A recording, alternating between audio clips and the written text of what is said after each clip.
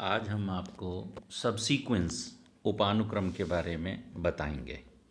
मैंने आपको अनुक्रम की परिभाषा बताई थी कि अनुक्रम एक फलन होता है जिसकी domain set of natural numbers होती है और उसकी रेंज वास्तविक संख्याओं के समुच्चय का उपसमुच्चय होती है। इसी प्रकार से उपानुक्रम यानी सबसीक्वेंस भी एक फलन होता है। इसकी जो परिभाषा है वो मैं दो प्रकार से आपको समझाऊंगा। माना कि x बराबर xn एक अनुक्रम है तथा nu is equals to nu के प्राकृतिक संख्याओं का निरंतर वर्धमान अनुक्रम है, अर्थात न्यू1 लेस देन न्यू2 लेस देन न्यू3 dash dash dash less than nu के, इस प्रकार से। तब जो एक अनुक्रम मिलेगा x डैश जिसकी की वैल्यूज़ x न्यू n होगी, जिसके एलिमेंट्स x न्यू1 x न्यू2 dash dash dash x nu n होंगे, इसको हम अनुक्रम xn का उपानुक्रम यानी सबसीक्वेंस कहते हैं। देखिए, आप इसकी दूसरी तरह से यूँ समझ लें कि वास्तविक अनुक्रम जो होता है वो एक फलन होता है x जो n टू r होता है तथा nu is another function from n to n।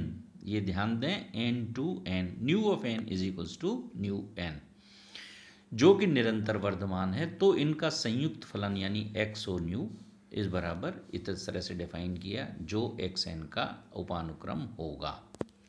अब आप इसे उदाहरण से और अच्छी तरह समझ सकते हैं।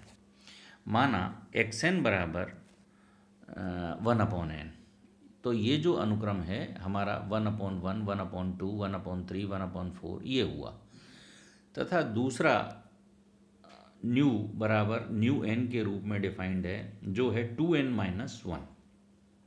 तो इनकी मैपिंग देखिए, x o nu of n बराबर क्या हो जाएगा, x nu n। Nu n होता है 2n-1 और xn होता है 1/n, तो ये वैल्यू हो जाएगी 1/2n-1। अब 1/2n-1 जो होगा, n belongings to capital N है, तो n का मान 1 2 3 4 देते चले जाएं, तो 1/2n-1 जो इस सीक्वेंस होगा उसकी जो वैल्यू आएगी वो आएगी 1, 1/3, 1/5, डैश डैश डैश। ये जो अनुक्रम मिला ये 1/n का सबसीक्वेंस यानी उपानुक्रम होगा। ध्यान दें, ये जितने भी टर्म आपके सबसीक्वेंस में हैं वो सभी के सभी सीक्वेंस में भी होते हैं। आप देखें, n का मान जब 3 होगा तो 1/n का मान 1/3 हो जाएगा। तो इस प्रकार से आप कह सकते हो कि जो सबसीक्वेंस के मेंबर होते हैं वो सीक्वेंस के भी मेंबर होते हैं। एक दूसरा उदाहरण देख लें, 2n/2n+1, इसकी टर्म्स लिखी हुई हैं। अब इसका एक उपानुक्रम n/n+1 बनाया जिसके के अवयव ये हैं। ये सभी अवयव जहाँ न्यू n बराबर 2n के रूप में होगा, जहाँ n belongs to capital N है, नेचुरल नंबर है, तो स्वाभाविक है कि ये इसका एक उपानुक्रम होगा। इसी तरह से ये तीसरा एक उदाहरण आपको दिया गया है कि अनुक्रम तो दिया हुआ है xn जो 2n/n है, इसको एक्सपेंड करके बता दिया आपको, और न्यू जो है उसकी nth टर्म डिफाइन की है कि nu p is equals to pv अभाज्य संख्या। अब अभाज्य संख्याओं का समुच्चय होता है 2, 3, 5, 7, 11 वे संख्याएं जिनमें 1 और स्वयं के अतिरिक्त किसी अन्य का भाग नहीं जाता, वे सब अभाज्य संख्याएं कहलाती हैं। तो उनका समुच्चय क्या हुआ, 2, 3, 5, 7, 11, फिर 11 के बाद क्या आएगा 17, फिर क्या आएगा 19, इस तरह से चलता है। तो x डैश जो मिलेगा हमको वो मिलेगा x o new x nu n यानी 2 4/3 4, ये जो है ये xn का सबसीक्वेंस होगा। तो आपने देखा, सबसीक्वेंस बता दिया आपको। अब हम आते हैं फंडामेंटल और कॉशीज़ सीक्वेंस। कॉशी सीक्वेंस यानी मूल अनुक्रम, ये क्या होता है, ये अनुक्रम की दो टर्म का डिफरेंस इतना छोटा हो जाए जो लगभग नगण्य के बराबर हो जाए, तो ऐसे अनुक्रम को हम कॉशी अनुक्रम कहते हैं। देखिए, परिभाषा के रूप में इसको क्या लिखेंगे, एक अनुक्रम xn मूल अथवा कॉशी अनुक्रम कहलाता है यदि किसी स्वेच्छ एप्सिलॉन ग्रेटर देन 0 के संगत एक ऐसा धनात्मक पूर्णांक n0 विद्यमान है कि absolute value of xn minus xm is less than epsilon for every n is greater then और इक्वल्स टू n0 और m इज ग्रेटर देन और इक्वल्स टू n0। यहाँ पर n संख्या बड़ी है m से, तो इन दो टर्म जो हैं सीक्वेंस की xn और xm, इन पदों का अंतर लगभग नगण्य है। किसके लिए है? उस n0 से बड़ी राशि के लिए, n0 से बड़े नेचुरल नंबर के लिए। n0 किसके ऊपर निर्भर करती है? एप्सिलॉन के ऊपर करती है। अतः यदि xn एक कौशी अनुक्रम हो तो मतलब एप्सिलॉन ग्रेटर देन 0 के संगत एक धनात्मक पूर्णांक n0 विद्यमान होता है कि xn प्लस p। ये दूसरे रूप में लिख दिया है। मैंने कहा था आपसे कि n बड़ा है m से, तो n का मान in terms of n plus p minus xn, इससे और ज़्यादा क्लियर हो जाता है कि पहले वाली संख्या हमारा पद जो है वो बड़े बाद वाला पद है। xn plus p minus xn is less than epsilon for every n is greater then n0, जो क्या है? नेचुरल नंबर है। अब इन्होंने आपसे कहा कि एक अनुक्रम है 1/n, ये अनुक्रम एक कौशी अनुक्रम है। तो देख लेते हैं कब किस स्थिति में होगा। आपने क्या किया? xn माइनस xm निकाला, दो संख्याएं ले ली, पद ले लिए इसके अनुक्रम के। xn का मान 1/n होगा, xm का मान 1/m होगा। इन दोनों को आप एब्सोल्यूट में एलसीएम लेकर के कैलकुलेट कराएं तो n minus m upon mn आ जाएगा, यदि n बड़ा है m से। अब हमें ये राशि चाहिए छोटी एप्सिलॉन से। छोटी एप्सिलॉन से कब होगी? यदि n minus m upon mn जो राशि है ये एप्सिलॉन से छोटी हो जाए। ये जो राशि है वो 1/n से भी छोटी है, 1/m से भी छोटी है, क्योंकि n बड़ा है तो 1/n राशि छोटी हुई, इससे बड़ी राशि 1/m हुई और उससे भी छोटा माना हमने एप्सिलॉन। अगर ऐसा है तो कन्फर्म है कि xn माइनस xm की वैल्यू लेस देन एप्सिलॉन हो जाएगी। अतः 1/n एक कौशी अनुक्रम होगा।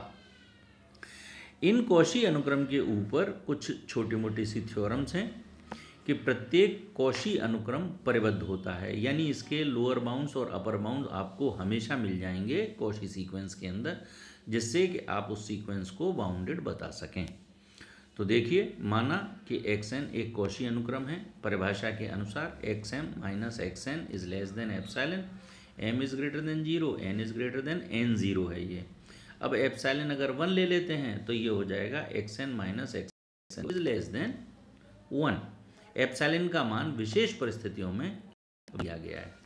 अब आप जानते हैं absolute a minus B is less than epsilon या लेस देन l लिख लेते हैं, तो a lies between l minus epsilon से l प्लस एप्सिलॉन। इसी तरह से xn 0 माइनस 1 से बड़ा है xn और छोटा है xn 0 प्लस 1 से।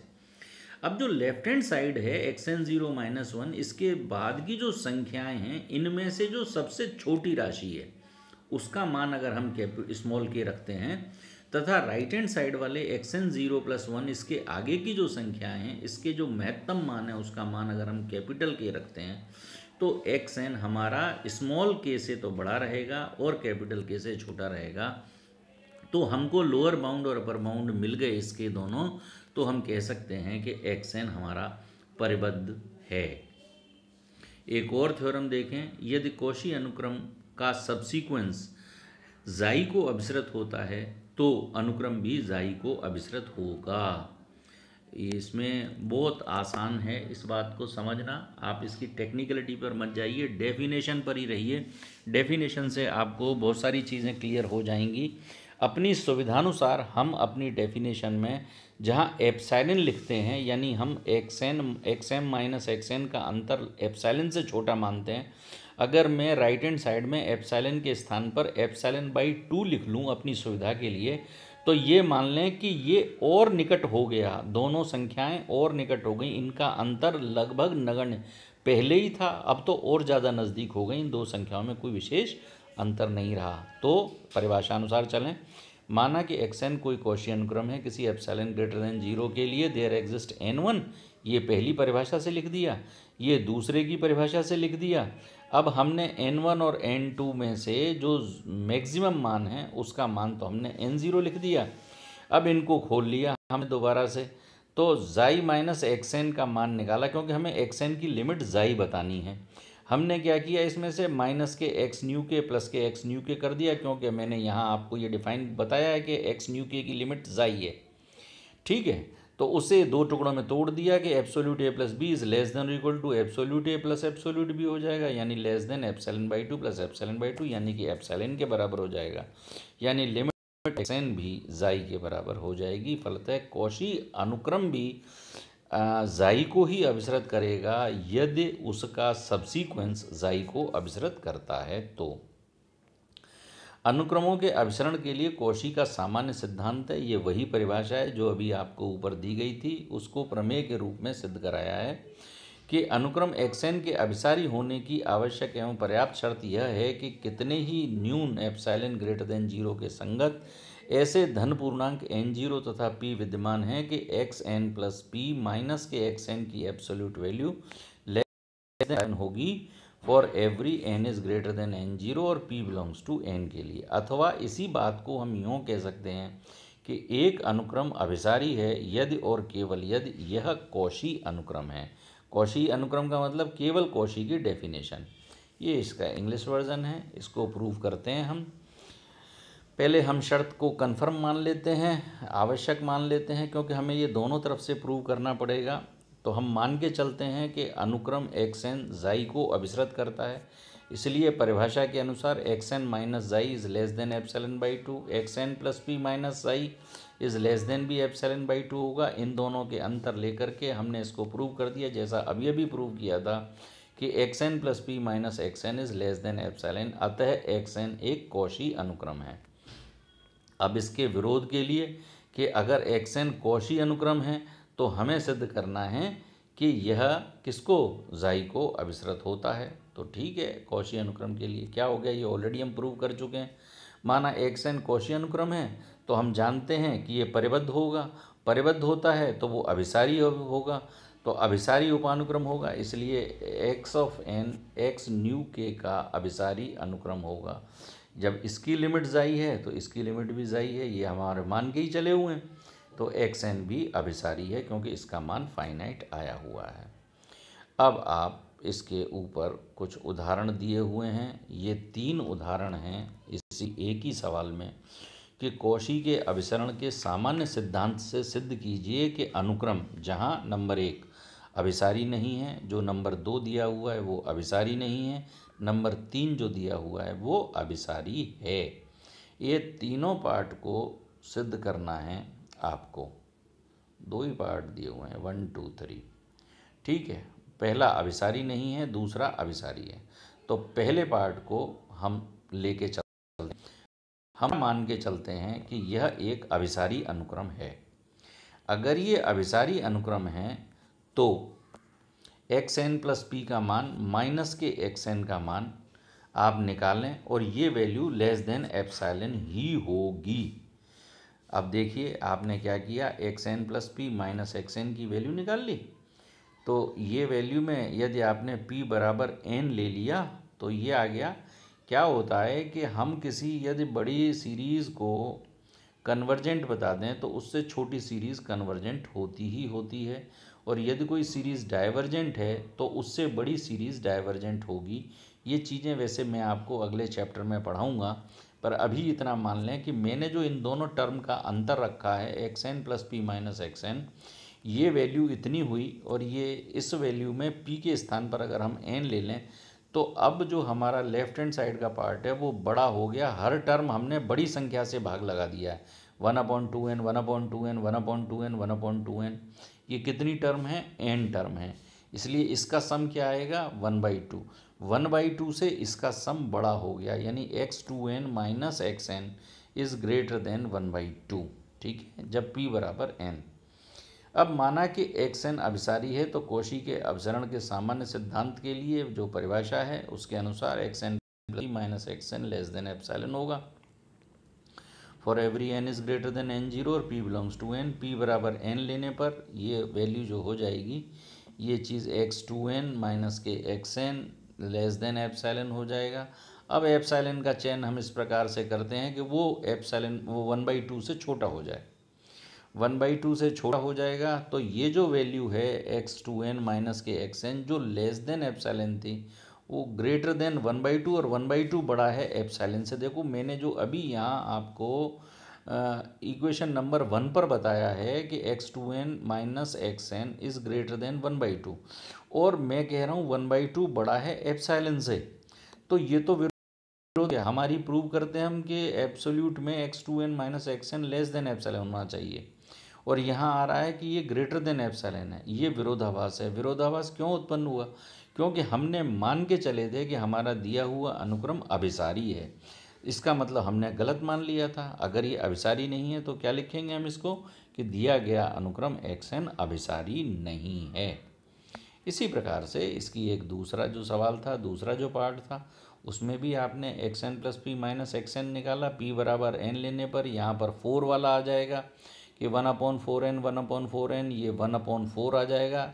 तो उसमें फिर वही एप्सिलॉन का मान 1/4 से छोटा लेना पड़ेगा। अगर एप्सिलॉन का मान 1/4 से छोटा हो जाएगा तो ये जो वैल्यू है x2n माइनस के xn ये ग्रेटर देन 1/4 यानी कि ग्रेटर देन एप्सिलॉन होगी, जो कि थर्ड का विरोधाभास है। मान्यता कि xn अभिसारी अनुक्रम है गलत है, फलत है xn एक अभिसारी अनुक्रम नहीं है। तीसरा पार्ट भी इसका दिया हुआ है। xn डिफाइंड है आपको, xn प्लस p डिफाइंड है आपको। इन दोनों का अंतर निकाल लें, इसको बराबर इस रूप से लिख करके ये कैलकुलेशन है बिल्कुल। p सम या विषम के लिए अंतिम पद सदैव ऋणात्मक होगा, इसे देख लें। ये पूरी सीरीज़ जो है, जो दोनों का अंतर आ रहा है, ये लेस देन 1/n+1 होगा। अब 1/n+1 राशि लेस देन एप्सिलॉन हो जाए, यानी कि 1/एप्सिलॉन इज़ लेस देन n+1 हो जाए, यानी कि n इज़ ग्रेटर देन 1/एप्सिलॉन-1 हो जाए। ये कैलकुलेशन हम यहीं से निकाल रहे हैं। जो 1/n+1 आया है, इस पूरी राशि को लेस देन एप्सिलॉन कर दीजिए।